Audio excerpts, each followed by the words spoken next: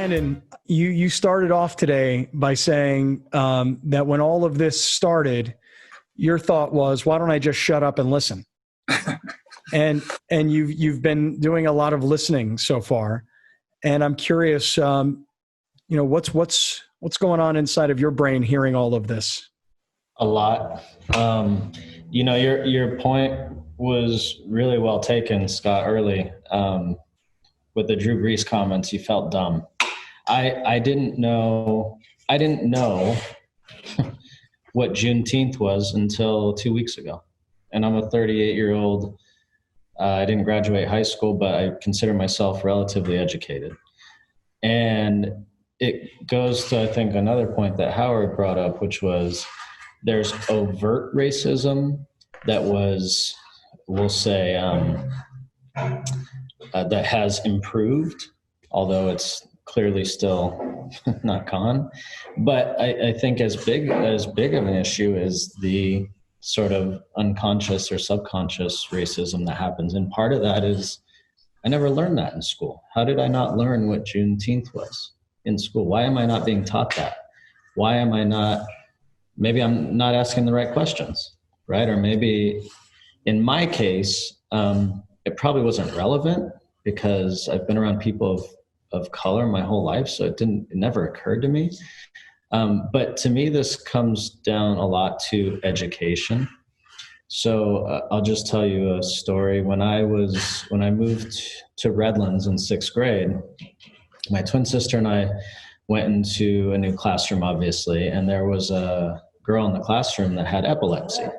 And so she would have seizures every, couple hours. We had never been around somebody who had a seizure.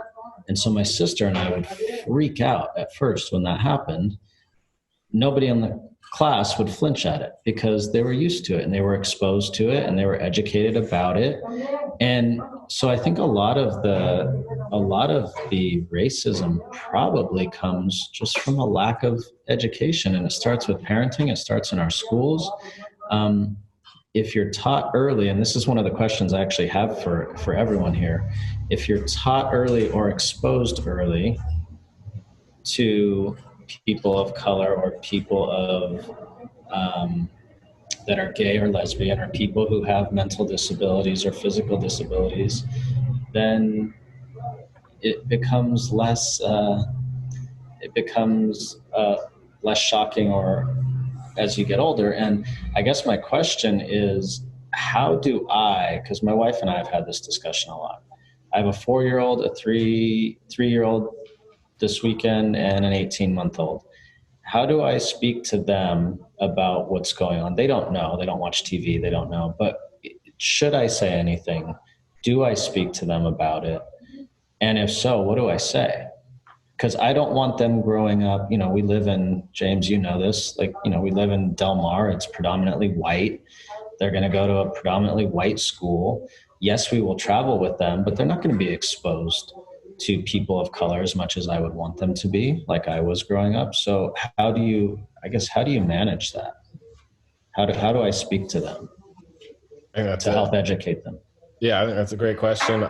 I've been asked by a lot of white friends lately a similar question, and I think I wish I had a direct, definite answer, but I really don't, because every kid is different, and I'm dealing with that right now. I have an 8-year-old and a 6-year-old, and my 8-year-old I think can understand. It's still taking a little bit of time and things to sink in, but can understand certain aspects of racism and that people look different and why they look different and why that doesn't mean you treat them any different, but there are people that have treated them differently, all those kind of things. I think my 8-year-old, it's okay to have those conversations for me right now with her. And I'm also she hasn't seen the video of me in New York yet, but she will this summer because she's going into 3rd grade. And I have a feeling at this point, some of her friends might see it and that's going to come up, and I want it to come from me, how and why that happened. But again, just being individual, my 6-year-old, I don't think she's ready for it yet. She doesn't focus quite the same as my 8-year-old. She's not going to be able to pay attention. I don't think she could grasp it. So I think it's okay to let a kid be a kid as long as they're kind of still in that zone. And with your kids, the ages they are, I think they would still probably not be able to grasp it. I'm not sure. But that's why I think it's a very individual thing. I believe once kids are able to grasp the concept of it, then I think it's okay to start talking about it. And just like you said, the earlier you get them exposed and they're aware of it, it becomes much more normal. And I think the one thing I have told some of my friends about talking to their kids early is I'm going to stress with my kids, and I think stressing with kids that are young is basically being anti-racist and being able to speak up in those situations is important, because I think it's easier if they're used to doing that from a young age than if you explain that to an 18-year-old, to a 21-year-old that's already kind of gotten their group of friends. They've already been through plenty of experiences. And by that, I mean speaking up when you're in a group. Maybe kids are going to grow up in Del Mar. They're going to be around a lot of white people. A lot of white people may make a comment that may seem benign, but when you think about it, it's not benign. It's something that's dangerous to let it fester and keep going. And I want my kids to know, hey, that's the time to just speak up and say, look, that's not okay. It's not okay with me. It shouldn't be okay with you. And you need to think about what you're doing. And so I think that's important, because if they speak up about that when they're 9 and 10 and 11, then they're going to continue speaking up about it. And it becomes a habit that, hey, if someone says something around me at 18, 20, 21 years old, then it's important that I speak up, and I'm okay, and I'm used to doing that.